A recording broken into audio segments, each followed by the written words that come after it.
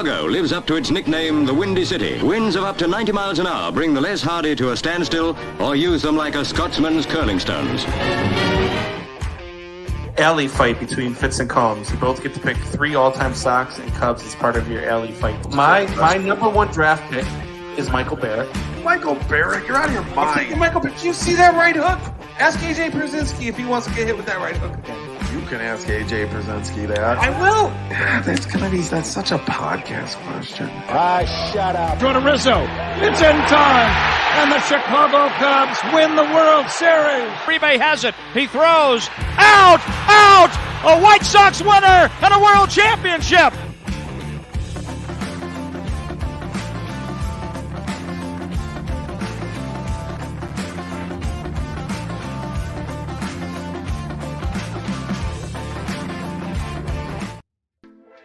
And welcome to Windy City Sports Talk. I am Brandon Combs alongside my co-host Ryan Fitzgibbons. We have a lot to get to tonight. We're going to be talking about the Chicago Cubs making a surge in the NL Central and in the wild card. We're going to talk about the dysfunctional Chicago White Sox and whatever train wreck they have going on. Stop that. And we're getting ready for week 1 of the Chicago Bears, who say they are 99% healthy. We'll get into a little bit of that. But if you miss any part of today's live broadcast, you can now catch us on all podcast platforms, including Amazon Music, Spotify, and Pandora. We're also available on iHeartRadio. As always, make sure to click that like button, share, and subscribe to the podcast on your favorite platform. It costs you nothing. It helps us out tremendously, so please click that like, share, and subscribe. And if you have any feedback for us or have something you want us to talk about or questions you want us to answer, you can email us at combsandfitz, all one word, combsandfitz@gmail.com. Fitzy, what's going on, buddy? Been a couple weeks. How we doing? Yeah, I missed you. I miss you too. Aren't you like 95.95% healthy if your starting guard is out for 6 weeks? I mean, I'm just saying. But I don't expect football players to major in math. But yeah, but your Cubs look good, even in a sort of disappointing Cincinnati series, because you could have taken at least 3 out of 4 there. Should have swept. You could have lost 3 out of 4 too. I mean, they still look good, man. I mean, it looks good. It looks way better than it did 8, 9, 10 weeks ago. Well, they should have swept. I mean, they lost 2 of those games with leads in the 9th inning. Up your butt, Joe Boo. That's what. Well, look, I'm happy because what was this, about 3 weeks ago? The Cubs were 3 games under 500, and I asked you. I said, "Look, I picked them to win 86, 87 games. Do you think you could get there?" And you said, "No, I don't think at this point. I think maybe 81, 82, 83 wins. A couple games over 500 is where you saw them at." I should have stuck with my beginning prediction, which was definitely over 500. Should have stuck with me with the 86, 87, because right now, in order for the Cubs to go 86 and 76, which would be 162 games, 10 games over 500, they would have to be 12 and 12 the rest of the way. And the way this team is playing, I don't see that happening. I mean, anything could happen. They could stumble. They could have a little bit of a losing streak here. But what they've been doing lately, man, is they've been staying in ball games. This offense has been keeping them in ball games. The pitching staff has not been outstanding outside of Justin Steele. But there has been some things that I question again with David Ross. When you're like, let's take Saturday's game into account, right? They lose that game after you get Jeremiah Assad, who you tell him before the game, "Hey, look, we need 6 strong out of you because our bullpen is depleted. We don't have another off day for 2 weeks. We need some length out of you." And he goes out and gives you 8 strong. And instead of bringing him out for the 9th inning, which if you're not going to do that, fine. But instead of bringing in your closer, Edward Alzolay, you say he's unavailable. Then you don't bring in Merriweather because you say he's unavailable. Okay, cool. You've got a player that you traded for, and when admittedly, I will be the first one to tell you I was wrong when they traded for Quas from the Kansas City Royals. I said that was a stupid trade. I didn't understand the trade. The guy's got a 5 ERA. However, whatever they saw in him has panned out because in 13 appearances with the Chicago Cubs, Quas has a ERA of 0.71. And you didn't even bring that guy out. That's good. Yeah, that's pretty damn good. You bring out Mark Leiter Jr., who has basically struggled since June 1st. Can't throw strikes, and what does he do? Walks 2, hits 1, and leaves Quas with the bases loaded in an impossible situation. Quas then gives up a little bleeding single to tie the game, and then could have tried a double play. It was pretty damn close at first base. Ultimately, Hunter Renfroe beats it out, and the Cubs lose this game. And you're not, look, yes, right now they're sitting pretty in the second wild card spot. They're 2 games behind the Phillies for the first wild card spot. They are 3 games up on everybody else for the second wild card spot. Now you got Miami in there, you got Arizona in there, you got San Francisco in there, who you beat today. Yeah, Arizona, you're playing them later this week, and you play them again next week in Arizona. And you got Cincinnati. Mm-hmm. The same Cincinnati team that you allowed. Now, Friday's contest, I have no problem with that, the way Ross managed it. You brought in Alzolay. Alzolay was very uncharacteristic in that game and blew a save. But that Saturday game is strictly on Ross.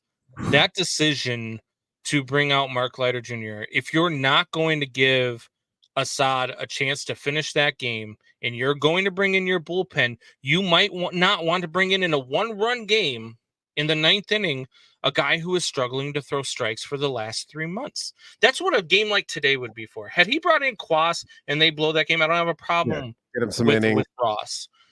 But today you're up 5-0 in the 9th inning. That would be the time to bring out Mark Leiter Jr.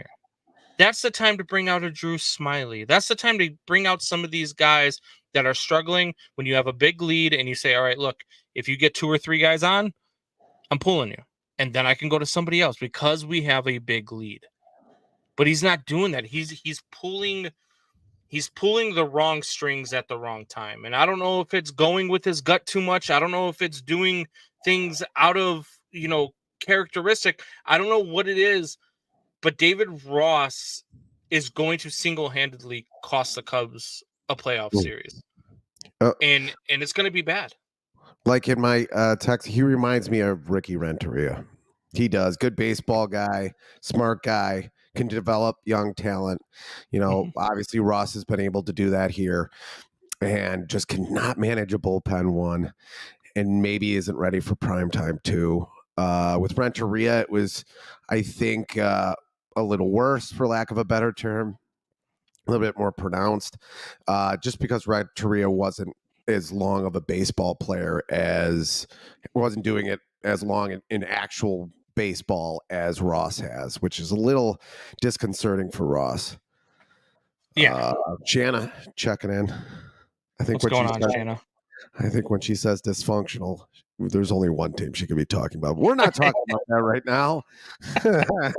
Stay tuned, though. Stay tuned. But or don't. Yes. And look. He just reminds me of some guy like that. A to B, not A to C. And it almost seems like his relationship with his players, and we've said this before, means more to him than wins and losses.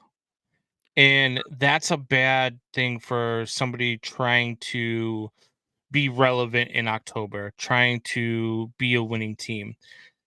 And Jeremiah's talking about, can we just not? Yeah, we're going to just briefly, Jeremiah, briefly.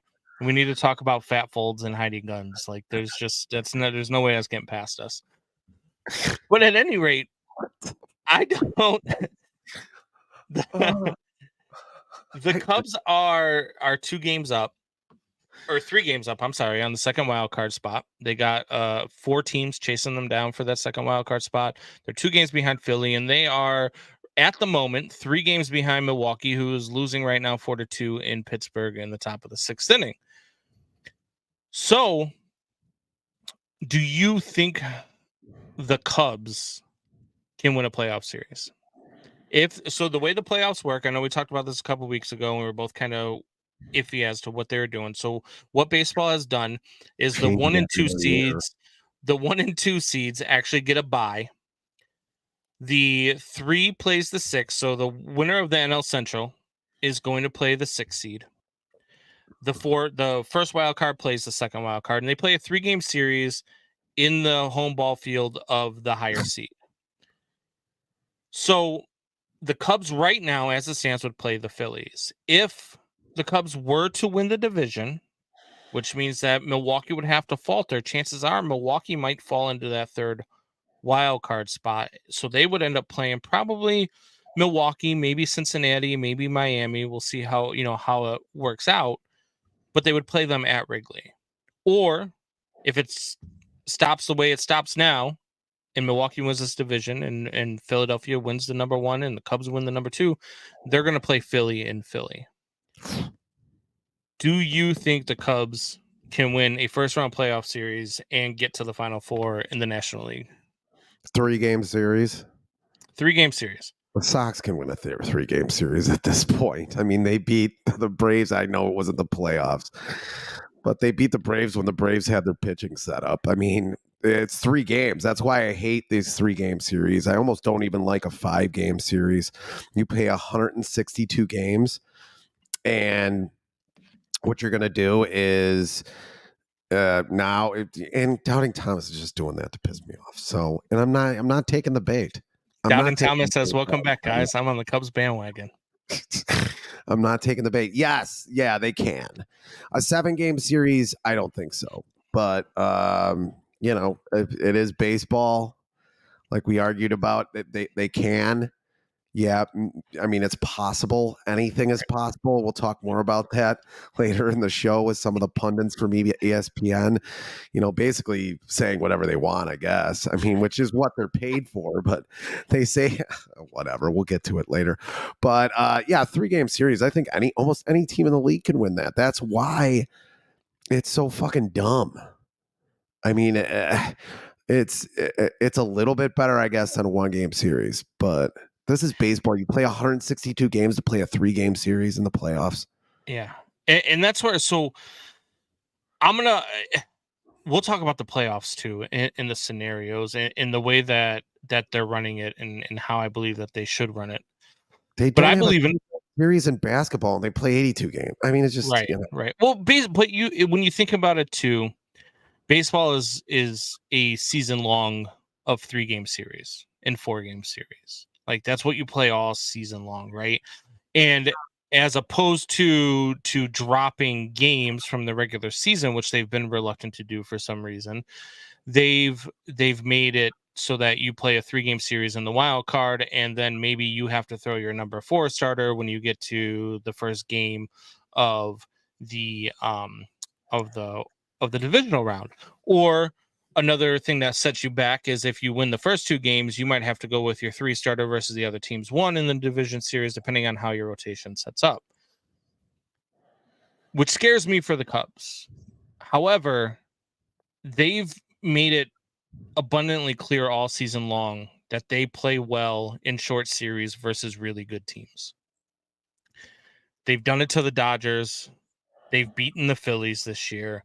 Every time the Rays, they've beaten the Brewers. They just took 2 out of 3 from the Brewers, who are winning their division right now. They took 4 out of 6 from the Braves this year. They took 4 out of 6 from the Braves. So the good teams, they've played very well against. And minus the month of May, this Cubs team probably could have ran away with this division if they didn't have such a bad May. It was one of those things. But I think that the Cubs can win a playoff series. I think they can win a 3-game. Like when you got Justin Steele, who is now 16-3, when you've got Kyle Hendricks, who has the pedigree and has won a World Series. I don't know who your number 3 is going to be at this point. I might throw Jeremiah Assad because it certainly is not going to be Jamison Taillon. And I've got tickets for Friday's game, and I almost don't want to go just because Tyon is slated to pitch. And if you're asking me, if I'm the Cubs, I'm pushing Tyon back, and I'm not letting Tyon pitch again until we've clinched a playoff spot.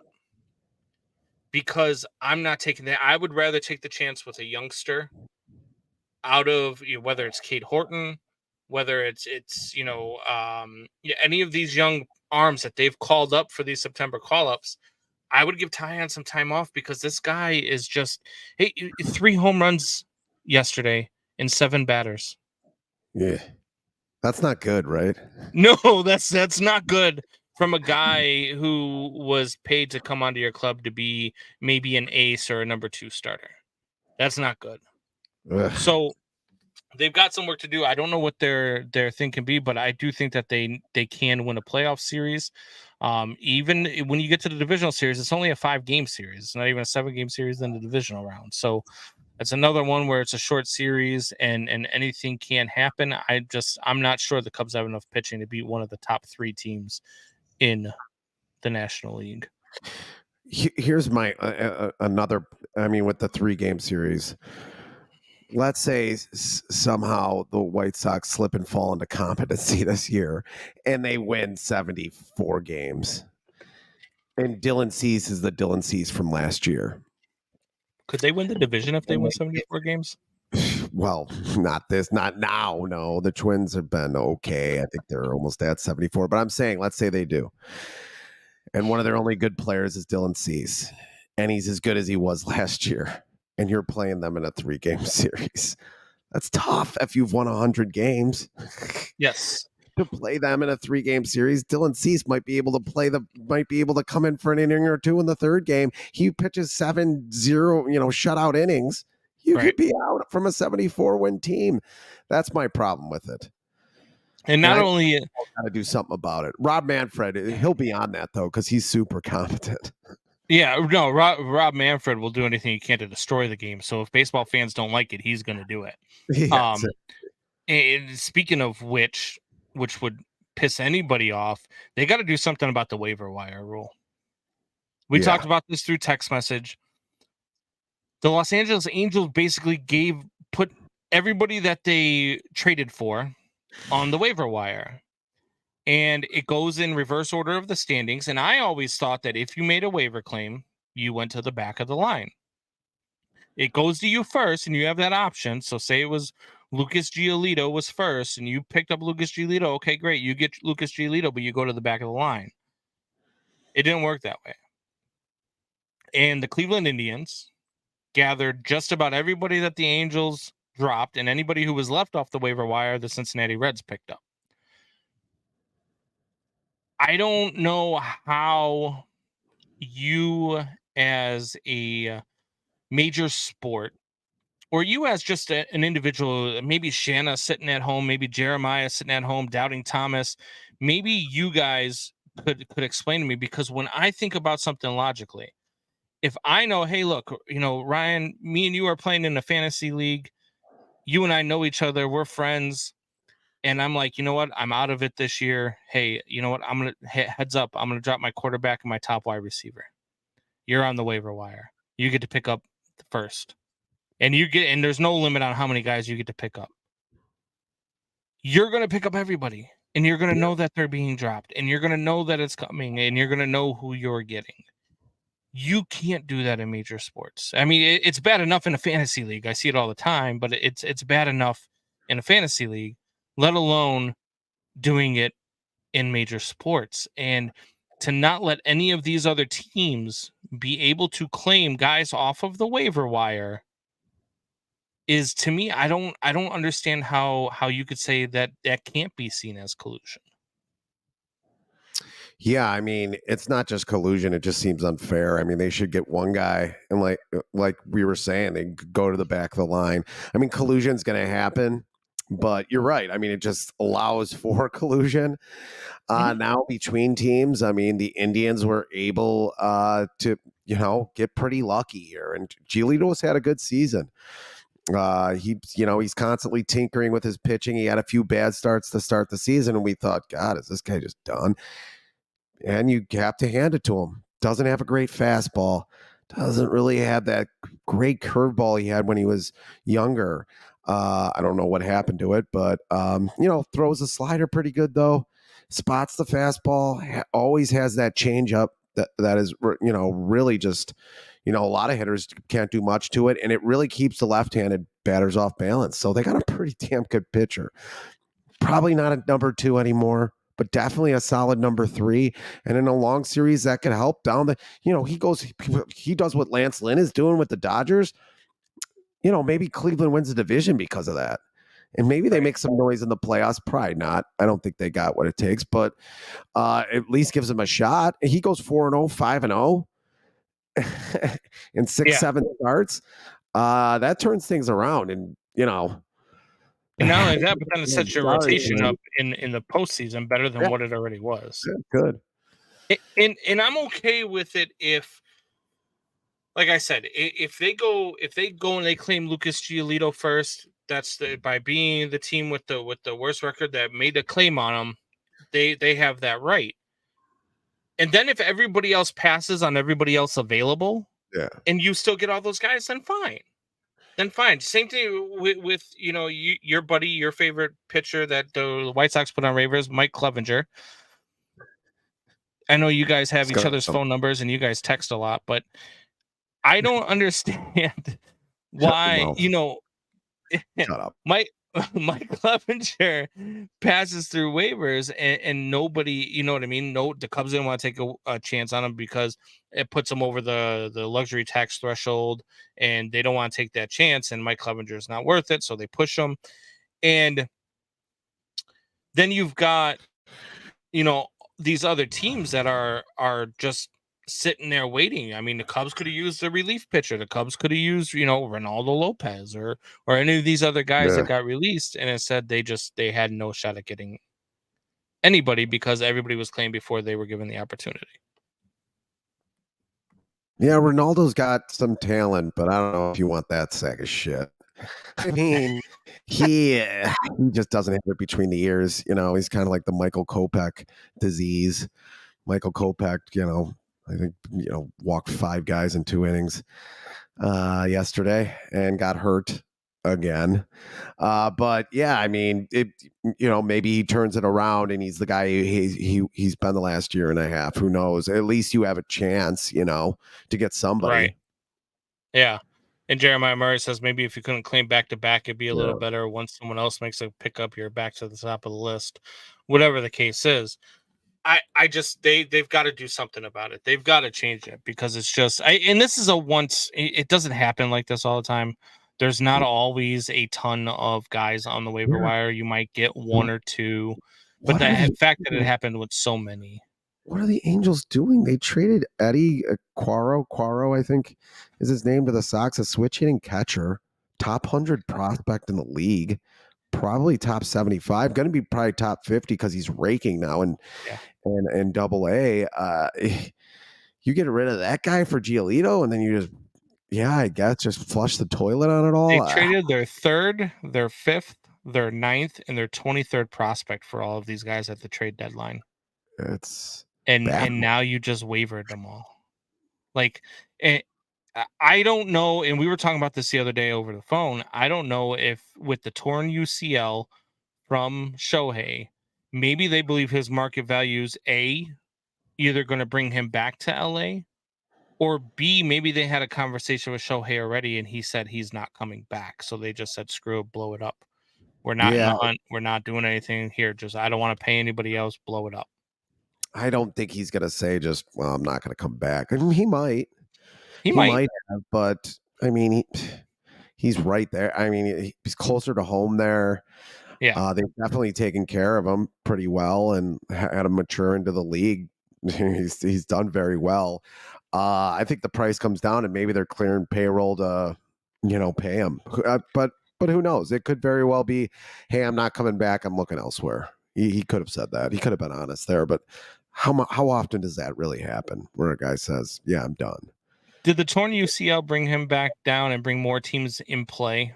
Oh, yeah. Or or do you believe somebody's Not still going to Chicago. sign him at the big price, maybe the Yankees at the big price, because that's what they do, to say, hey, hopefully you can come back as a pitcher, and if you think you can, we'll throw you out there till your arm falls off, and then we'll just DH you. Yeah. No, definitely brings the Yankees back, maybe even the Mets. I know Cohen said, the owner of the Mets said he wasn't going to be in it, but a lot of more teams are in the sweepstakes. I'll tell you this, the White Sox aren't in the sweepstakes. That's what Jerry Reinsdorf's weird ass said. I don't know why he came out of his cave and spoke at all, because nothing he said made any sense, and actually just reaffirmed all the things we already knew, that he thinks he's a smart baseball guy, but he's not. I mean, he's like politicians in this country. They think they know what the hell they're doing, but they're crazy enough to think they know what the fuck they're doing, but they don't. Yes. And I guess I'm doing it again. Sorry. And the Mets, maybe Cohen's not in on them because he just spent $353 million this year on payroll to go 63-74 so far. maybe that's why Cohen's like, nah, we're not going to do that. Hold on, let us reset a little bit, and then we'll go for the gold again. I'm going to chop my dick off. Yeah, that's how that feels. Yeah. Yeah, what, 125 million over the luxury tax? Right. And I want to get into the White Sox, and we're going to get into the White Sox here. Before we do, let's get back to Major League Baseball and the playoffs. So you got the 3-game. They play a 3-game series, then they play a 5-game series, then they play a 7-game series. Then there's the World Series, which is also a 7-game series. I'm with you. I don't like the 3-game wild card. I do like the fact, and maybe it's just me because I do enjoy chaos in sports. I really do. I like the fact that the 1 seed gets to call out what team they want. Yeah, that's pretty cool. I like that fact that after both series are over, the 1 seed says, hey, we want this team, because one, that puts some flair into the series. Because the team that's getting called out is like, okay, you want us? Because there was a 1 seed last year. I forget who. I can't remember which one it was. It was the American League. Whoever the 1 seed was in the American League called out, and they said they wanted, the whatever team it was, and the lower seed team upset them. And it was a big thing because afterwards they were like, yeah, they said they wanted us, and now they got us. Like, yeah. That to me, it adds a little bit to the players on the team that's getting called out. So I do like the 1 seed being able to pick their opponent. But I do think that it should be, I think you need to shorten the regular season, maybe to like 154 games. And you need to play all 7-game series. Maybe you don't give the 1 and 2 seed a bye, which I'm fine with too. And afterwards you can reseed and still allow the number 1 seed to pick who they want to play in the second round if they survive. I would like to see all 7-game series. There's no reason why baseball can't do it. There's no reason why they have to play 162 games. And as much as I love baseball, and I do love baseball, and I watch, like right now on the screen behind me, or in front of me, I should say, I've got the Brewers and Pirates going. Before the Brewers and Pirates, I was watching the Mariners and who the hell were the Mariners playing? Whoever the hell they were playing. I was watching the Mariners game, and because I just like to watch baseball. Yeah. I'll watch 4 or 5 games a day, but 162 games in a season can be shortened, especially if you're going to give your fan base, everybody that you're trying to appease with all of these new rules and shortening the length of the games. You could bring them back by playing more October baseball, playing more playoff baseball, doing the things that, the series that matter are the playoffs. You do all the stuff to get to the playoffs, but once you're in the playoffs, that's the series that matter. Who wants to see their team? If you lose the first 2 games of a 3-game series, you're out. The big thing when they almost went on strike a year ago, or over a year ago now, was that Some teams didn't care if they lost because they're, with the luxury tax money, the teams like Pittsburgh who aren't even trying to win, or like Oakland, they get some of that money back to fill their coffers or whatever the hell they do with it. So they wanted to incentivize teams for trying to win. Well, what better way to do that than to have 154 games? We're going to take 4 games away from you for the regular season. And if you want to make more money, owner, well, yeah, make it to the fucking playoffs then, dipshit. And there you go. You know what I mean? I mean, that was one of the big about the collective bargaining agreement. That was one of the big bugaboos, was that some teams just don't care if they win or lose. And they know they're going to get that luxury tax money at the end of the year anyway. And some people are going to come to the park and they just make money that way. Right. But they don't want to give up big contracts. They don't want to. It's not just contracts, too. It's building the infrastructure to be a competent baseball team, scouting and developing and all the things you have to do right to be a consistent winner.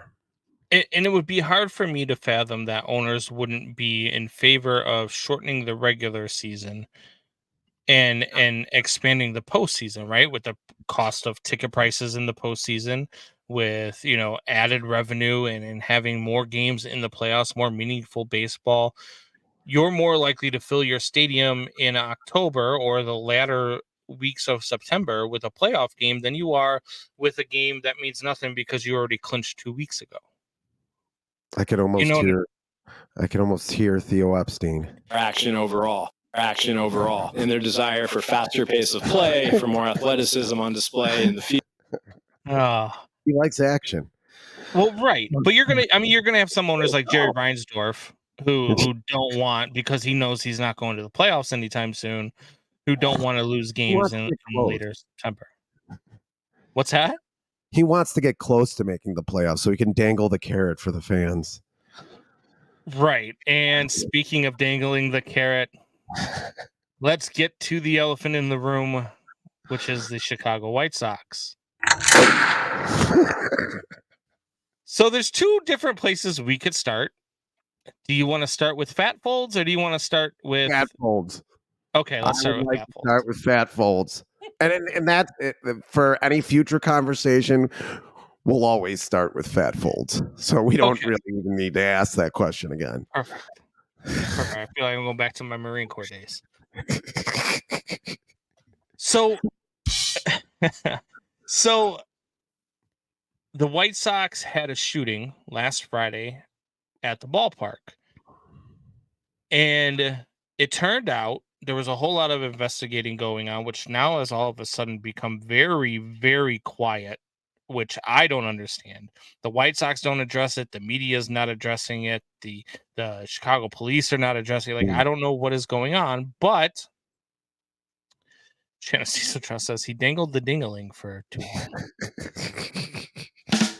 There you go, Jana. So you stopped talking about it, but this woman apparently snuck in a gun in the folds of her belly, and she went to one gate. It didn't work. She said she forgot something in the car. Went to another gate, didn't work. Said she forgot something in the car, and then finally went to a third gate where they just wandered her through. And then it falls out of her fat fold at some point during the game, hits the ground, shoots herself in the leg, and grazes somebody else. Crazy.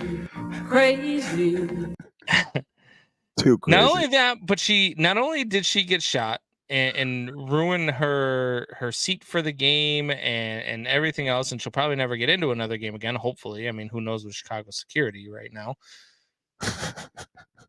But she ruined Vanilla Ice's post-game concert. Which most people who were still there in the 7th, 8th, and 9th inning were only there for the Vanilla Ice concert. So how bad is that? That your baseball team is selling tickets and people are only still there because Vanilla Ice is playing afterwards in 2023. So, God, this scenario sums up the White Sox organization over the last 10 years perfectly, by the way. So shoot herself, and then they do an investigation. They find out what happened, blah, blah, blah. But then all of a sudden she clams up and she's not talking anymore. Now she brought this gun in for a reason. I don't know if there was somebody in her sights, blah, blah, blah. whatever the case is. But now nobody is talking about it. Chicago police aren't talking about it. The White Sox aren't talking about it, and the media can't get any answers. So what the hell is going on with your White Sox, man? Why do you... Every week we live in the same... Well, we used to live in the same city. It's the Chicago way. I mean, I wish I had that little bit from the Untouchables. The Chicago way is the fact that the gun went off and nobody in the immediate vicinity realized it. That one. Two, you're not hearing a lot about it. And then you have an owner of a baseball team saying, well, it had to come from outside. It's safe inside. But right outside the building, it's not safe? Like, what are you saying? Like, this is just a public relations nightmare. Like, if you're doing public relations, just do not listen to Jerry Reinsdorf or the Sox, who actually have been okay at it. Maybe they slip and fell into being okay at it few years ago, but are terrible at it now. I mean, I don't get how you're arguing whether it's inside or outside. Who cares? You say this was bad. We're doing everything we can to fix it. This is a terrible event. This is not the Chicago White Sox or what we want to purport. And maybe you listen to my Fitz gibberish from a few weeks ago and actually do something about stuff around the city. Jeremiah Murray says her fold went back into the left. Back into the left. To the whole left. JFK was a hero. Anyway, yeah, I mean, and then she's holding it in her fat phone. There is no other city and no other place in the world where this is possible. Because first of all, the city is fat. Do you blame the security guard? I mean, because at what point, look, you walked through, it beeped. You checked her, and you run the wand over her, and she lifts up her shirt. You don't see anything because she's got folds. Are you supposed to go into the folds? So it did go off, and they're just like, she's got a freaking bionic knee or something. Yes. Well, she said it was her belt buckle. Well, yeah, and you don't want her to take that belt buckle off. You don't know what's going to happen after that. First of all, if she gets pants around her waist, they're not falling down. It's possible. Well, you don't even want that to happen. Hey, fucking minute. I mean, you never know. You don't even want that to happen. I mean, you don't even want to like go by the belt buckle or have her touch her belt buckle at that point. And the people are going through so quickly too. It's kind of hard. Like they've done their due diligence once she goes through there, and it's like, oh yeah, I got freaking, I don't know. I got metal in my blubber. Shanna says, I set off metal detectors with nothing on me. Maybe it was my bra that set it off. So you brought in guns too, is what you're saying. Yes, in your bra. Jeremiah Murray says, they're not paying those people enough to be reaching into yeast-infected fat. Shut up. Unbelievable. Where does he get this shit? He writes the script before the show. He didn't even know what was going on today. I don't know, but it gets me going sometimes. He's pretty good. I mean, yeah, it's just, we talked about it before. It's that neighborhood. They had the scam earlier in the year where they were telling people to park in a certain area and then robbing their cars or just taking the money, and there wasn't even really a place to park. Earlier this year, there has been several, buying organizations, buying groups who have come to try to beautify the area around there, and Jerry Reinsdorf hasn't wanted to do anything about it. But yet, anytime he does anything philanthropic, he wants to trumpet that out. But yet you are in the middle of a neighborhood, like I said it a week and a half ago, that has been bad our entire lives. Even before the crack epidemic, if you want to call it that, or whatever the hell. It's been bad our entire lives. And you've done nothing. And sure, I haven't done much either, but that's something I have to live with. But you have done jack and fucking squat. You've done as much for the neighborhood as you did for your GM hire, which was nothing. Yeah. Which was nothing. And then you bring this in. What's worse, right now, security at guaranteed rate or the GM at guaranteed rate? I'm going to go with the GM. I mean, because I'm not going to put this on the security there. I'm going to go with the GM, who seems like, and look, I thought Chris Getz was a pretty decent guy. Thought he would be an okay prospect, actually, a left-hitting second baseman, but just didn't have the pop in his bat and didn't work out. Okay, great. And sometimes those are pretty good baseball guys because they know how to do the fundamentals and they know what the fundamentals look like. But I don't see that here. I see a weasel who weaseled his way in. Who pulled Lane Kiffin from about 15, 20 years ago. For the Raiders, who basically, fleeced the owner there. Kind of like pulled the wool over his eyes and then got fired. He was the coach though, of the Raiders then, not the, Al Davis. And Al Davis had to come out and say, hey, he's basically a con man, this kid. And Lane Kiffin somehow still has a job, probably because of his dad, Monty Kiffin, who changed defense in football forever. But I digress. This guy seems to be doing the same thing with a Jerry Reinsdorf, who looks compromised, unfortunately. Maybe he's not. And I don't want to be an ageist here. I think too many people in this country are.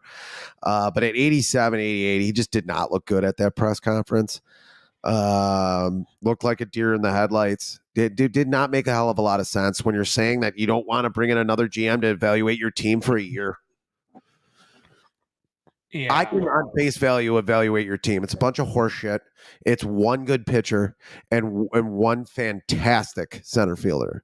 And that's all you fucking got. Pretty much. Your left fielder's okay. And maybe your shortstop is a reclamation project in his, contract year next year. Maybe. But other than that, you don't have anything. You have a first baseman that's almost a bust. He's a one-war player. Well, not only does he talk about, Chris Getz and Chris Getz saying, the fan base deserves different. Well, you're right about that. They definitely deserve different. They deserve a different GM as well. For him to say he is different, I beg to differ, Chris, because you've been with this organization long enough and we've watched you fail at your job long enough. And the best that I heard was this week. I forget who said it on sports radio here in Chicago, but they said it's like if you have a first and second string quarterback and a third string quarterback, and they're all about on the same level and none of them are very good, and you release the number one and the number two and you go into the season with your number three. Yeah. That sounds about right. It's been so bad for the Chicago White Sox. And then when it's not even that he looked bad at the press conference, it's the things that he said, and that guarantee that he has kind of lost touch with reality. Like when he defends the hiring of Tony La Russa again, and he says, I'm tired of having to defend the hiring of Tony La Russa. We went to the playoffs in 2021 and won 93 games. How was that a bad hire? You should have won 100. You should have won 100. You should have went deeper into the playoffs. You probably should have won that World Series, but you didn't because you had a guy who had lost touch with the game because of his stubbornness, because he knows better than everybody else. Like when he's going after reporters, when he has a 1-2 count. Look, like we talk about this all the time. Baseball has evolved since 2005. Yeah, you could get athletic players like Kenny Williams. You could develop players back before the 2000 season and have a great season, really have a lot of talent back then that they basically wrote out for a decade. You could do that back then with only a few tools. You can't do that anymore. You got to marry scouting with data analytics. You have to do even more than that. You have to be able to talk and look a guy in the eye like Yoan Moncada and know he does not want to play baseball. You have to know that. You have to know Eloy Jimenez doesn't want to baseball. So when Theo Epstein says, I got this kid named Eloy Jimenez, you say, go fuck yourself. You're not getting Jose Quintana. You say, go fuck yourself to Boston, that you're not going to get Chris Sale. That is what you have to say. You're not getting Chris Sale for Yoan Moncada. We want somebody else. who could play better, who actually wants to play the game. The questionnaires that they have for these players now to make sure that they want to play, that trick them into telling them what they really want to know about that player. The infrastructure you have to set up. Chris Getz doesn't even know how to set that up. And even if he did, he's not gonna ask for it, one, and he's not gonna fucking get it, two. Like, it's unbelievable. It's time and money. It's the two things not a lot of people want to get rid of in this country or in this world. And that's the two things that Jerry Reinsdorf, well, he has money, but he doesn't have time. And he doesn't want to put the time in. And that's what he said during the press conference. This is the quickest way to getting back to a winner. There's no such thing as that in baseball anymore.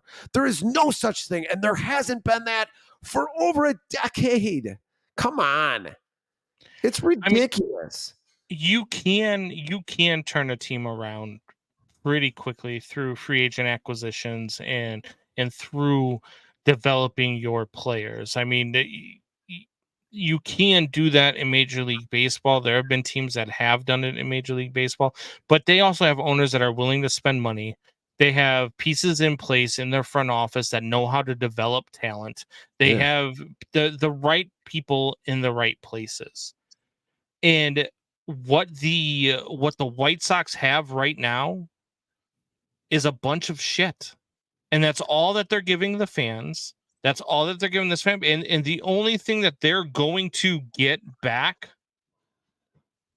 to the fans is that this team's going to get sold and this team's going to move out of town. Yeah. And that's what the fan base is going to get. And it's sad because I don't see any way that any owner comes and buys this team and keeps it in Chicago. I really don't. I heard one thing that made sense earlier this week. And that was, what if Michael Jordan bought him? Or Obama. Yeah, that was another one too. Obama's a smart guy.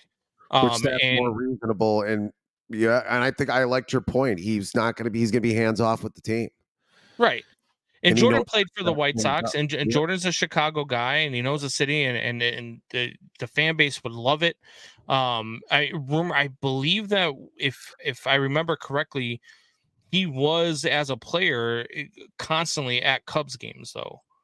So I don't know if that meant he was at a fan or if it was just a better like, I don't know what that case was, but I do remember him being at a lot of Cubs games as a Bulls player.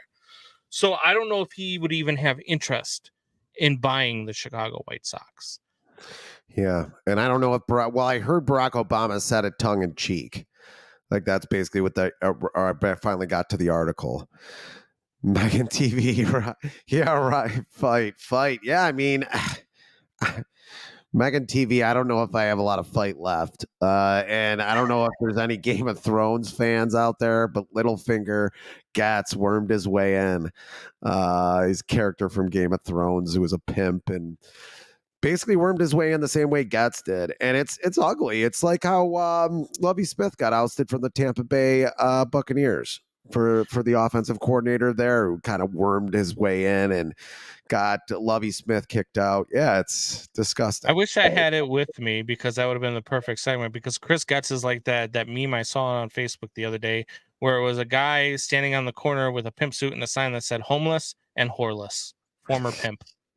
Like, that's the pimp that Chris Getz is. Okay. Getz is he's not the guy. He's not the, maybe he is. Maybe he turns around. Maybe none of us see it coming. Maybe Jerry finally got one right, but I highly doubt it. Holmes. He hired him because he knew he wasn't going to ask for all that infrastructure. He wasn't going to ask for much money.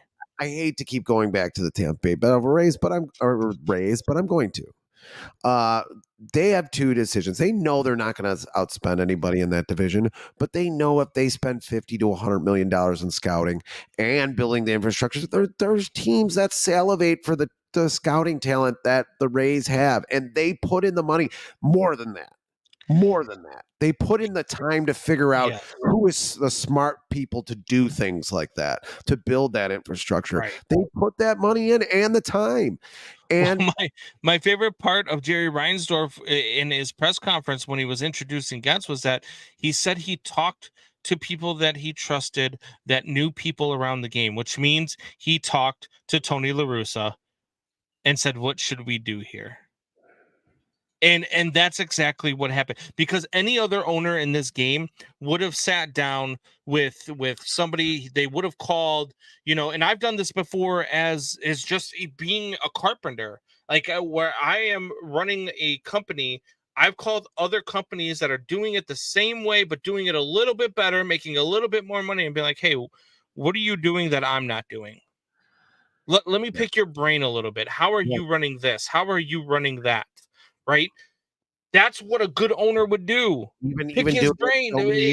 But Jerry Reinsdorf doesn't do that. He's not calling the owner of the Rays. He's not calling the owner of maybe even the Reds at this point, because you look at where they're standing right now. You're not calling any of these owners that are doing things that you see in the model you want to follow. And I, for one, as a Cubs fan, I don't like when my GM says that they're going to follow the Rays model, because I feel like we should spend more than that and we should keep talent.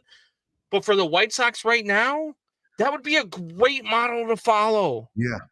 A great model to follow. And you're not doing that. You're not making the calls. You're not doing the legwork, because you have lost touch with what it takes to run a winning organization. And Jerry Reinsdorf has lost touch, and Jerry Reinsdorf needs to sell this team. But unfortunately, when he sells this team, they're going to end up in Nashville, Tennessee. Or somewhere else. Jared Parrish says the White Sox bailed out the Angels for being the worst franchise. Yeah. The Oakland A's. You still got the Oakland A's out there, but they bailed out the Oakland A's too, and the Angels. I mean, he's got a good point.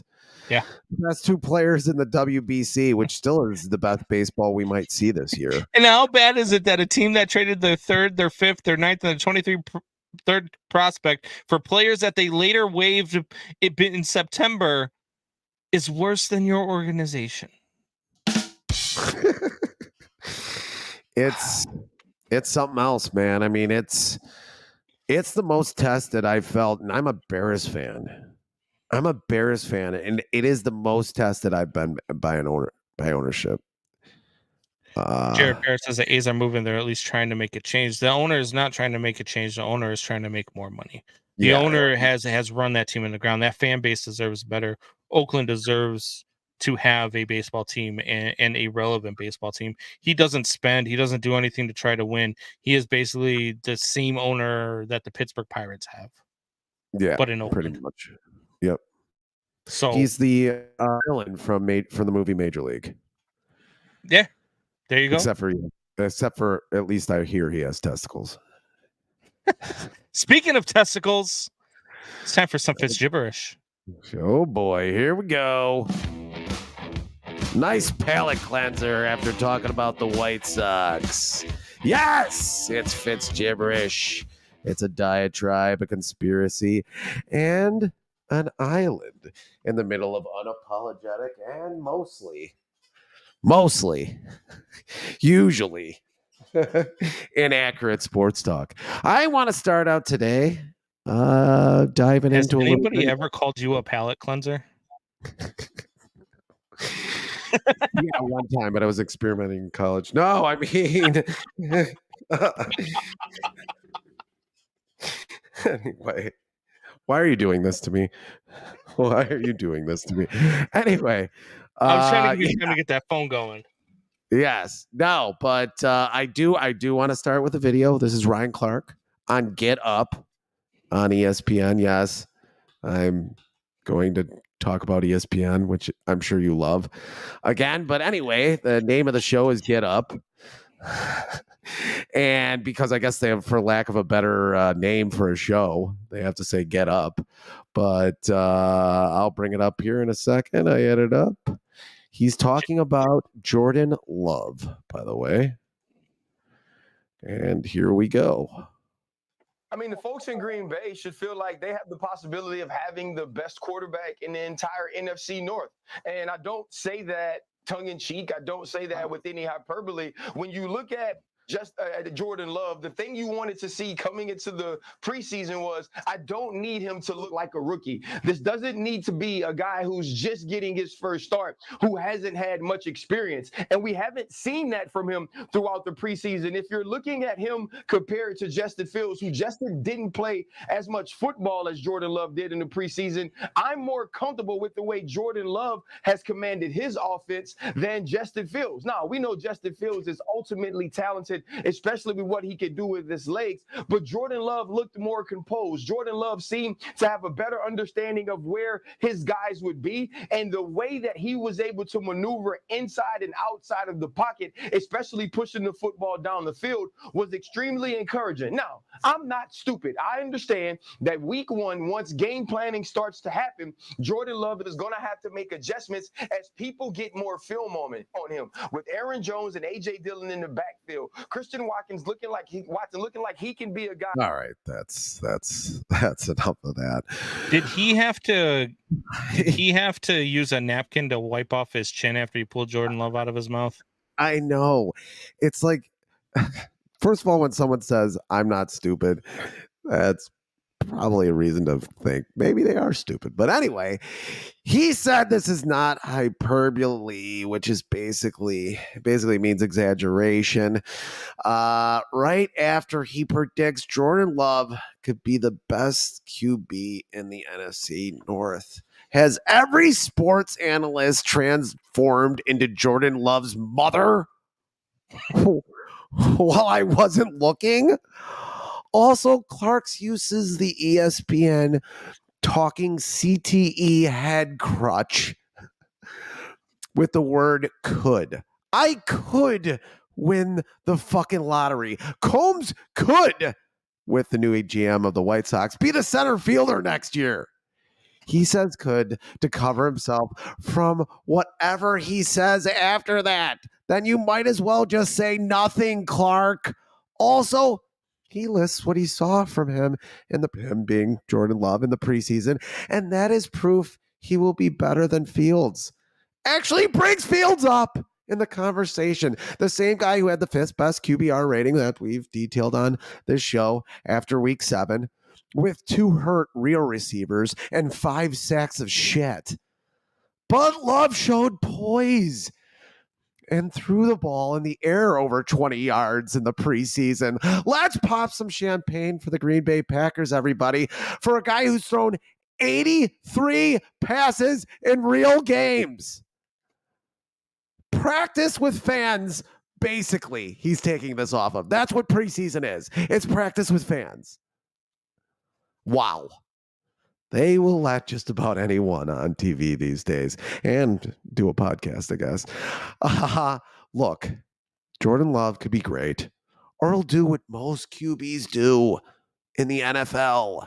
Suck ass. Pump the damn brakes and get real, NFL and NFL analysts. I thought they cleared the decks at ESPN. What the fuck is Ryan Clark still doing on my screen? All right, NFL, or what I like to call it, basketball without traveling. That's Fitz gibberish. Thanks, my friends. Combs. Look, lately on ESPN and kind of basically even on NFL Network and nationally, the love for Jordan Love, no pun intended, has been pretty ubiquitous. Like, everywhere. You hear about it and hear about it and hear about it, and you're like, how like Ryan Clark said, I liked what I saw more from him than what I saw from Justin Fields. What? Jordan Love has done nothing in the NFL. Nothing. Justin Fields had 1 MVP vote last year. 3 interceptions and 3 TDs and 83 passes. Like what? What have you seen from this guy against second string defenses? Like, you have not seen it. Look, Jordan Love, like you said, playing their scheme, not even playing their real scheme. What they're really going to do with the talent that they've adjusted in the NFL, teams change every year, whatever. They're not showing you anything. Jared Parrott says, I'd rather hear about CM Punk than Jordan Love.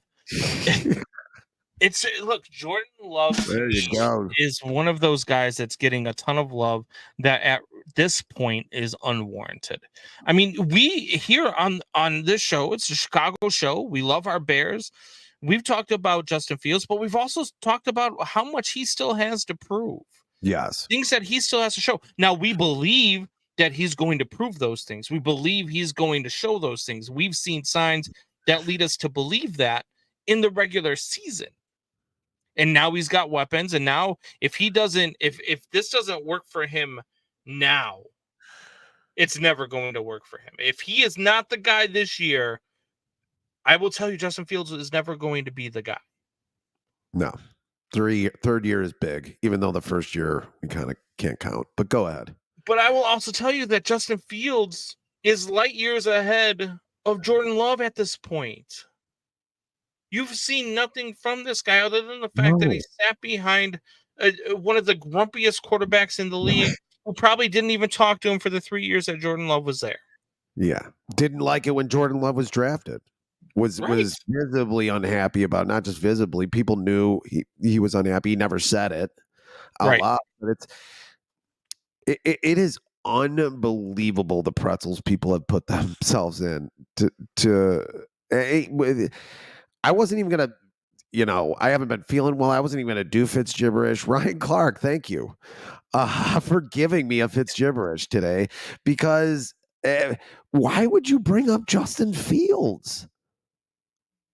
You're not going to bring up Kirk Cousins, who's been, probably the most successful quarterback in the NFC North right now, and who's at limbo with his contract with a team that is visibly trying to lose right now and trading everybody away from him.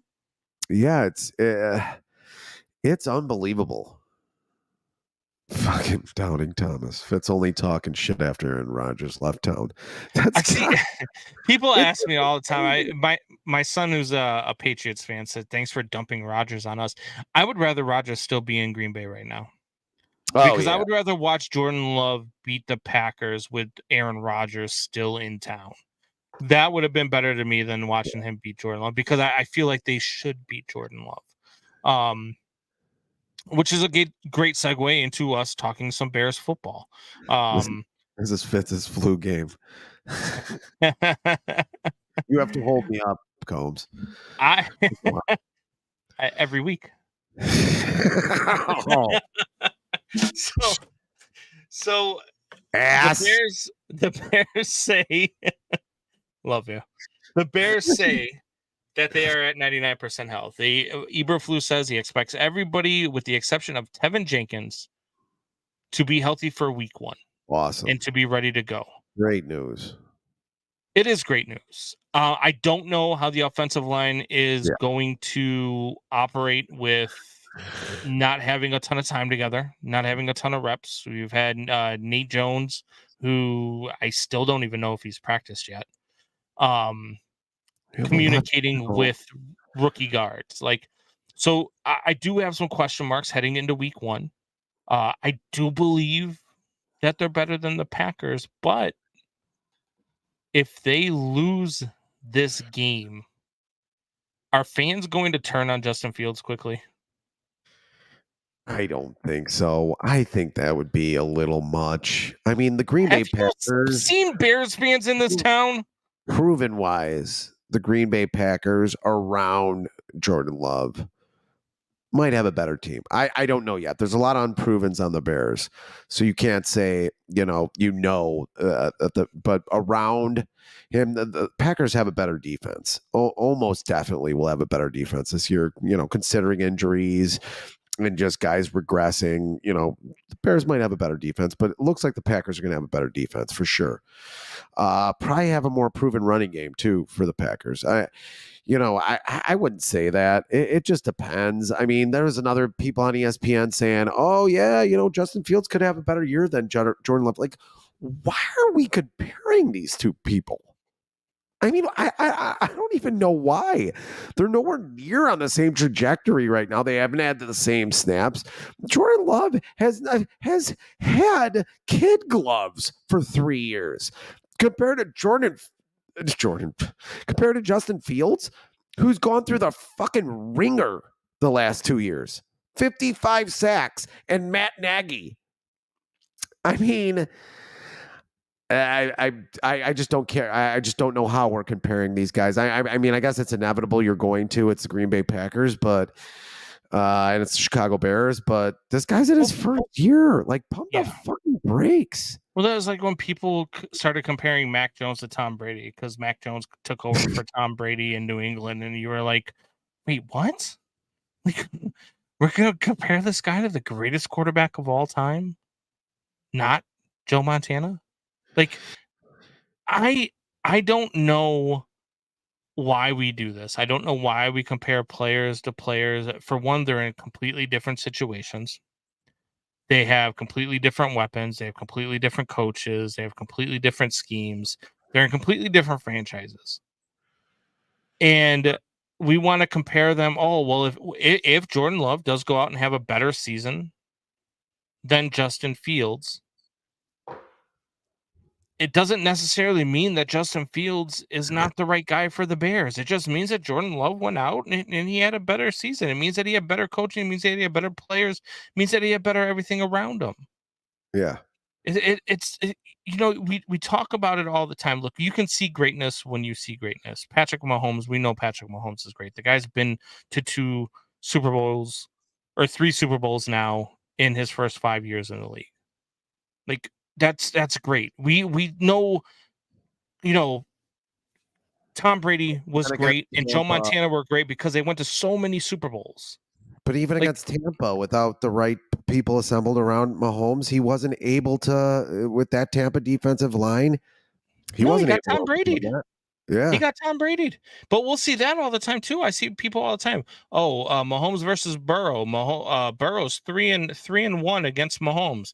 Well, no, Burrow's 3-1 against Kansas City's defense, and Mahomes is 1-3 against Cincinnati's defense. They don't play against each other. Yes.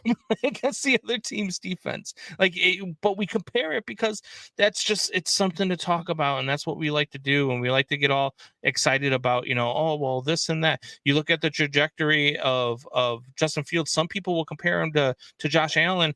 Then some people compare him to his first 25 games of Jamarcus Russell, who had a better record than Justin Fields at this point. But not realizing they were in completely different situations with completely different organizations, with completely different coaches. Jamarcus Russell didn't have to suffer through a year of Matt Nagy, who I watched videos of today throwing a ball 50 yards through goalposts and teams cheering for him. Then it said, your offensive coordinator can't do this. No, but my offensive coordinator can make adjustments at halftime, which your offensive coordinator cannot. So, and luckily you have Andy Reid, who's basically a genius. Doubting Thomas at it again. Fitz, first opportunity to talk Green Bay QB shit since he was 9-year-old. And that is wrong too, Doubting Thomas. That is wrong. Because the Packers had Don Juan Majkowski back then, who was much better than Jim Harbaugh. Well, I talk Green Bay quarterback shit now. You want to talk? Green Bay fans hate me because I can trigger Green Bay fans, and I just did it a couple days ago. Somebody posted, trigger a fan base with one sentence. My one sentence was, Aaron Rodgers has as many Super Bowl appearances as Rex Grossman. Yes. And holy crap, did my notifications blow up. Because it completely triggered that fan base. Look, great. You've had 30 straight years of Hall of Fame quarterback play with 2 Super Bowls. That's not good, right? Well, I mean, it's still one more than what the Bears have been to in that time. And it's still 30 more years of Hall of Fame quarterback play than the Bears have had in that time. Yes. You know what I mean? But again, you gotta beat 30-0. I tell Packers fans all the time, stop comparing yourself to the Bears. You want to be this great organization, compare yourself to the Patriots. Compare yourself to the Kansas City Chiefs. But you're not doing that. You're comparing yourself to the Bears. You know why? Because it's an easy argument. Because this has been a shit organization for a long time. We can argue about this, but there's no argument. Even with all the shit happening with the White Sox, the Bears organization right now, currently, is worse. I mean, I know No, it's two right different now, currently, sports. no. I'm just saying the Bears Over were the worst time, team in the yes, league. but not And right then now. over time, yes, not. I'm just saying up to this point, I'd take the White Sox over them. I mean, Jesus, they haven't done shit since Yes. 1985. They're like every other team has had a 4,000 yard passer than the Bears. I mean, yes, I'm just trying to agree with you, and you're being an asshole. Well, no, what I'm saying is that, like, if you're the Minnesota Twins right now, do you want to compare yourself to the I don't know, the Tampa Bay Rays or the Boston Red Sox? You want to compare yourself to the Chicago White Sox and the Oakland A's because but you could compare yourself to that because you could be like, hey, look, I want to feel better about myself, so look what we've done to this shitty ass organization, and that's what Packers fans do time after time after time.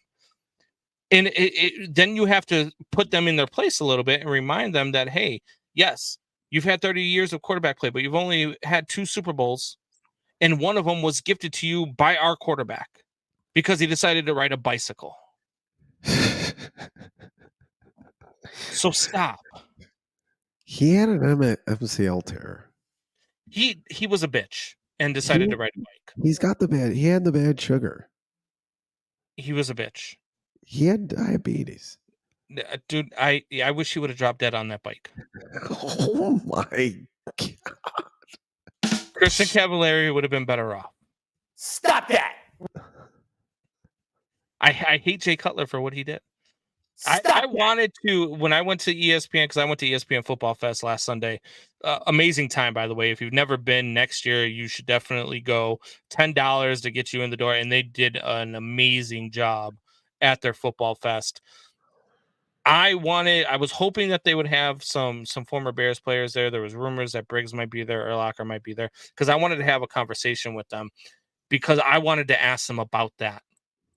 I wanted to ask them if they blame him just as much as the fans do. And I wanted to ask them that privately. Well, there's no microphones on. Well, there's no, it's just us talk.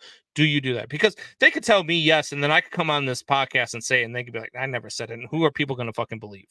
Yeah. They're not going to believe me. They're going to believe the Hall of Fame linebackers, right? So I just wanted to know for myself because you have to blame him for that. Shanna says Cutler was a joke. Even his ex-wife calls him a control freak. Yeah, but I would like him to be a control freak. I would have liked that. Johnny Depp's ex-wife also calls him a control freak. So there's always two sides to a story. Okay, let's back up here. Johnny Depp looks like he took all the drugs. He did for years. The man he also admits for a while. Yeah. How are you a control freak and on that many drugs? And Doubting Thomas, just to piss me off, says preach Combs.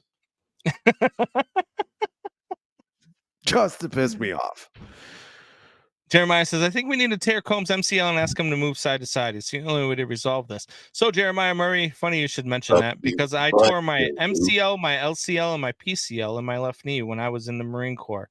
2 days later, I was on a rappel tower. So, yes. Thanks. I don't. No problem. You know what else? I also have a 70-year-old man.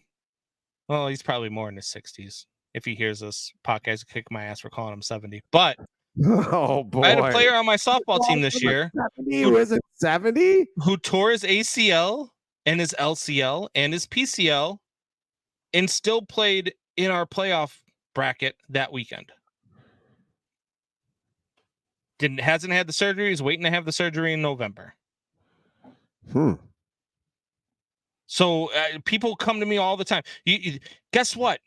Josh Allen had a torn UCL. Had a torn UCL in his throwing elbow in the playoffs last year. Threw for 300 yards.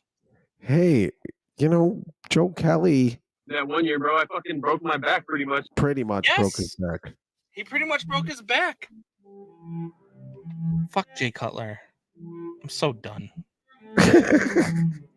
Jay Cutler pisses me off more than the White Sox.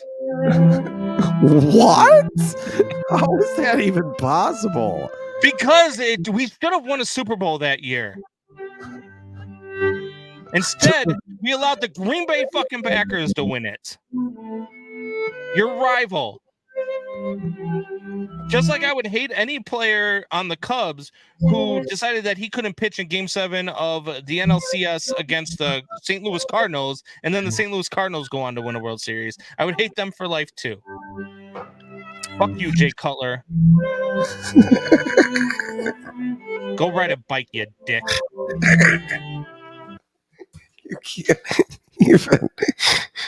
You can't get over it. I will never get over it. That's it. Podcast over. Like if I would have talked, no. See, so like that's why I wanted to talk. Drinking warm old style. And talking about old games. That's why I wanted to talk to Briggs or Urlacher and have a conversation to find out if they believe. Because you know what? There was a former player who changed my mind about the Pete Rose scenario getting into the Hall of Fame. Johnny Bench changed my mind on that. I was always pro Pete Rose getting into the Hall of Fame. And then Johnny Bench, having a conversation with him, said, you know what? I love Pete. He was a great teammate, but he broke the one rule. And he changed my mind through our conversation about Pete Rose getting into the Hall of Fame. So I would have changed my mind had they came out and said, no, you know what? We don't blame color. We did this, this, and this, and this is what cost us. I would probably change my mind then. But I need to hear it from somebody who was there. Until then, fuck you, Jay Cutler. Doubting Thomas. He put an exclamation point at the end this time. I hope Kristen Cavallari slept with his brother. Does he have a brother? I know Urlacher had a brother. If he doesn't, I volunteer to be his brother.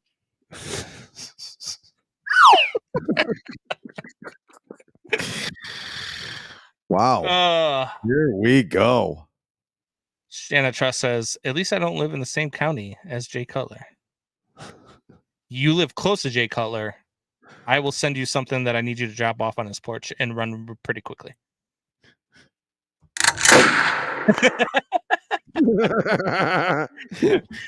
At any rate, fat rolls for that. It's closing time. Yeah, I do have enough fat rolls for that. It's closing time, and we always close with news around the world. We hope to. So I'm going to let you go first because I might go on another rant when I talk about my news story. All right. I like it. How did I lose my... Jeremiah Murray says Shanna might have been the ones killing his goats. I would have done it. Let me get my article up. I thought I had it up. It's about UFOs. It's about UFOs, which have been in the news a lot. Oh God, can't I talk about UFOs just a little bit? Sure. Let me get the ambiance. I need some ambiance here. I feel like you're the U.S. government and you're just shielding me from something else you don't want me to know here about. We go. Tinfoil hat. We both need to have tinfoil hats. So, yes, the Pentagon Office to Investigate UFOs revealed on Thursday a new website where the public can access declassified information about reported sightings.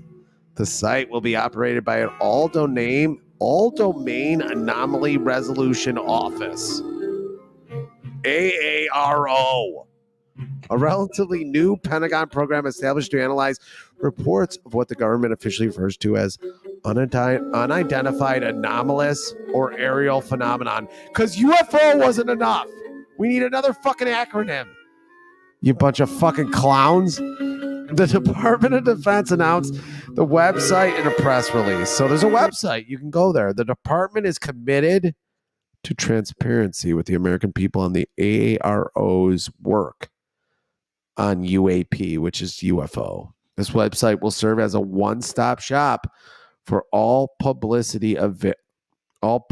available information related to the AARO and UAP and what the fuck with these acronyms. So yes,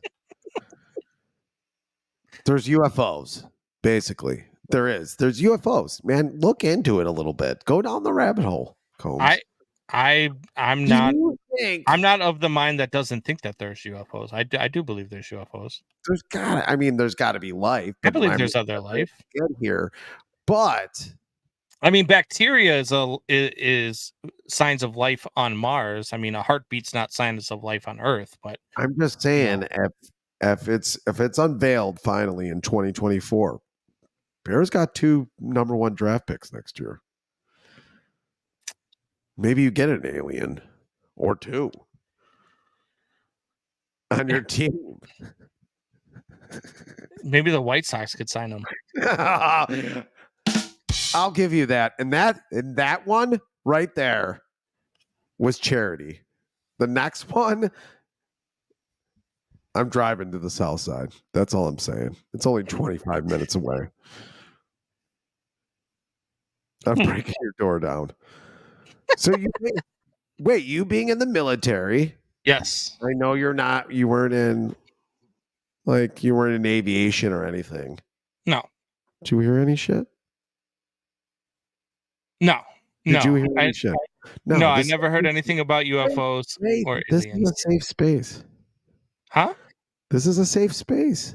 I know look, if I had heard something, I would have told you. You would say whatever you want. I'm no longer in, and trust me, if I had something to say, I would definitely say it. But I never heard anything about UFOs when I was in the military. You can say it. I would say it. That's what I'm telling you. I would say it.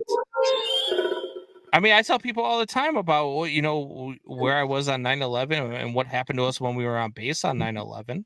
I mean, we were ordered to shoot down anything that flew overhead. Nobody knows that. That's a weird story. And so I don't have a problem saying so. We never had a UFO talk or discussion.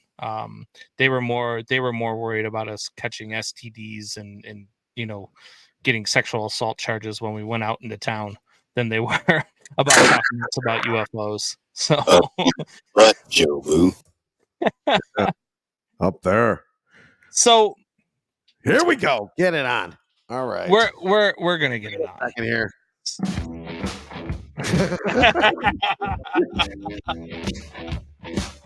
So this is Combs gibberish. It's a diatribe. I'm just joking.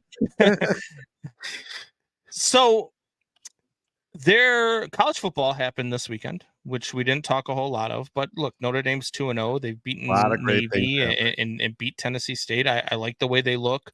They're beating teams they should beat. Like 45. Yeah, I mean it's just like his 15th year in the league.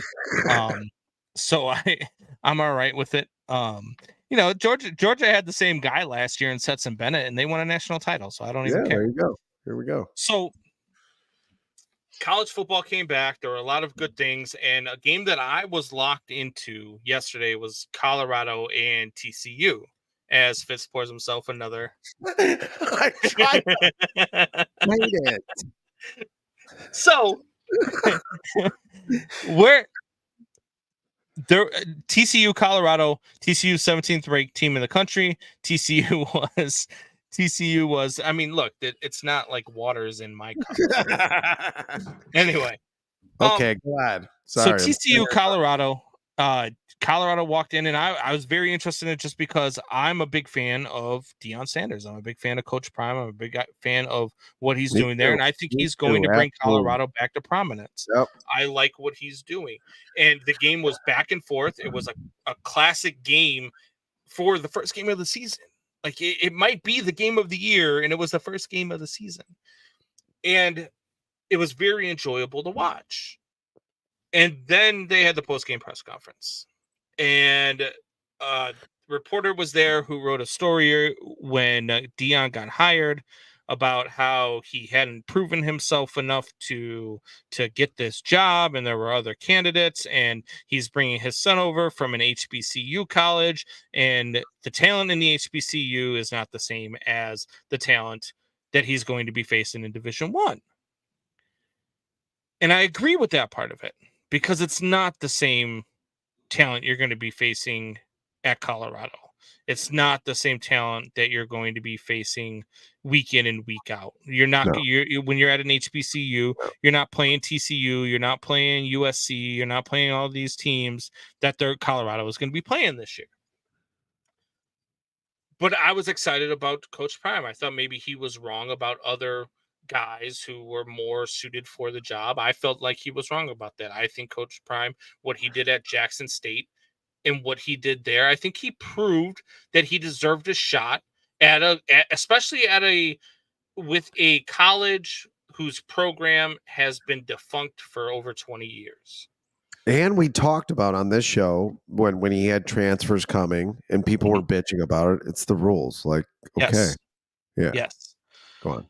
So Coach Prime went on to talk about how people feel threatened that there is a confident black coach leading black men in the locker room, and basically insinuating that people aren't ready for black coaches, good black coaches to be exact. And I don't understand the need to create narratives that just aren't there. Now, I was watching this game because I was excited about what Deion Sanders is bringing to Colorado.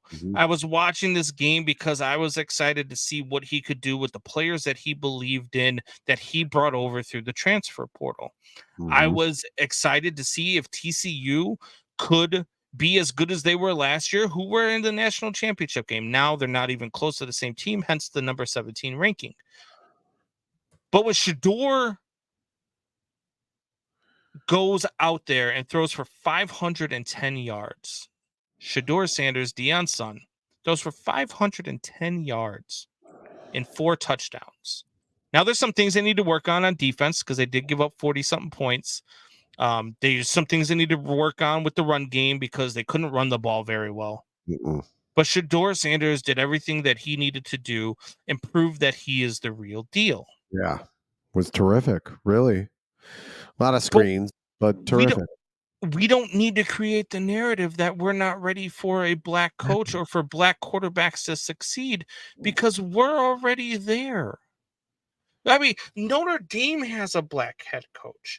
You're looking at coaches in the NFL. One of the best head coaches in the NFL is a black head coach. He's going to the Hall of Fame. Never had a losing season, and I believe, what is it now, 11 seasons as a head coach for the Pittsburgh Steelers? Tomlin, great. And there's black coaches all over college football that are very good head coaches. Notre Dame has one of them. People were so excited at the hire at Notre Dame. When he walked into that locker room, the players mobbed him. They were so happy that he was there, that he was going to be the head coach. They hired Morgan Freeman, right? They were so happy for Coach Freeman that ass. They were so happy for him that they mobbed him. They were so happy to be done with Brian Kelly. Yeah. But we keep creating a narrative. Really? For no reason. Like I would understand if this article was written that said, Colorado doesn't need to go in this direction. They need this guy, whatever the case is. But the article wasn't even that far off. And for you to go out there, and it had nothing to do with race, and you wanted to make race a part of it. There's no reason for that because everybody's excited for you. There was a commercial during the game that said, tune in next week for Coach Prime's first home game. How many times do you see a commercial pumping up a football team for the head coach? Never. And this was a commercial during the game. Like, what are we talking about? We fight at windmills. We swing at imaginary monsters in this country now. There is enough stuff to get in every week. Fitz should tell you about it because I talk about stuff that's not even that big a deal and get mad about it. There's enough stuff to get mad about in this country. There's enough stuff we need to fix in this country. Yes. And I know we'll never get to where a Martin Luther King wanted to get to. Right. I know we won't, but that's why it was a fucking dream. But we're a lot farther than we were when I was fucking 10. We're a lot farther than we were before I was born. I mean, at this point, to be still talking about a black man being a head coach and to you be watching the goddamn mud hens play whoever the fuck on your goddamn TV while I'm trying to talk to you is insane.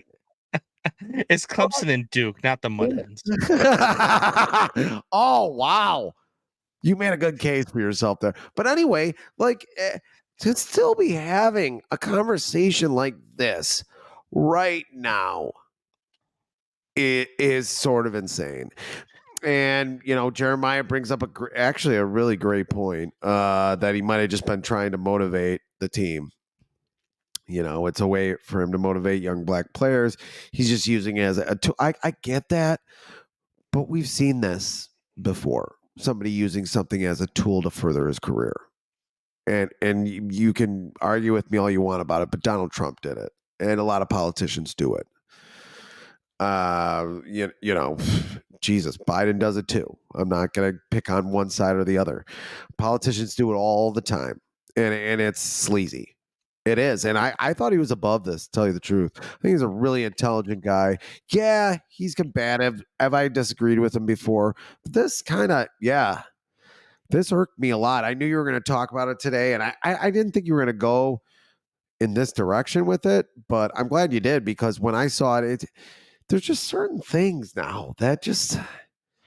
I commented the same thing that I just said. I commented on a Facebook post that somebody put out there, and I said, look, I just want to know where this is coming from. I want to know where this is at, that somebody said that Shador wasn't him and that Shador wasn't, and because when you say, well, people are saying this and no, it was one person who said it. People weren't saying it. People were excited for this hire. People were excited to watch to see what Deion Sanders' son could do at quarterback at Colorado. Yeah. People are excited for this. So don't create that narrative. And some idiot comes back at me on Facebook and says, well, what do you know about what it's like to be a slave? I commented back the same thing you know about it. Yeah. Because what are we talking about? Because believe it or not, right now there is slaves in this world. Yes. If you live in America, you're not one of them. We talk about it. We talk about it all the time. I've said this before, and I've had very good conversations with lots of people of lots of different ethnicities in this country. And I've served with a lot of people that I call a brother who have different skin colors than me. And the one thing I've always said is that slavery never ended. Slavery expanded. It evolved. They called it a 40-hour work week. Yeah. And we all work and we all get paid. And then what do? We spend our money. And where does it go? Right back into the pockets of the people that paid us. Yep. We get taxed. Yes. And then we pay sales tax. They took the shackles off. They expanded slavery, and they realized that they can make more money by giving us a little bit more freedom. I remember I was 16. Someone told me about property tax. Yeah, I don't know how I lived that long without knowing about it, but there's property tax. Like, are any of us free? I mean, you have to pay for your property. You'll never own it. You'll never own property. Ever. The Indians we stole this land from were more free than, we can go on and on about that. Native Americans. Can't call them Indians anymore. Yeah. What the fuck? The fucking Redskins we stole it from. The Commanders? At any rate, Shanna Cecil says you're taxed even at death. It's true. Because you get taxes on your funeral. But at any rate, it's closing time. It's time for us to get out of here. We hope you enjoyed another episode of Windy City Sports Talk. And join us on Sunday, week 1 of the Chicago Bears. New time. We are going to be on before every Bears game. We'll have a Bears pregame show for you. This week's game is at 3:30, so I believe we are planning on starting the show at 1:30. And shut up. We may be live on location as well, so you may be able to join us live at a bar here on the South Side. We'll let you know here soon. But this Sunday, Chicago Bears pregame show right here with Combs and Fitz. Till then, tell your friends, tell your neighbors, tell your enemies. We'll see you later. Stop that.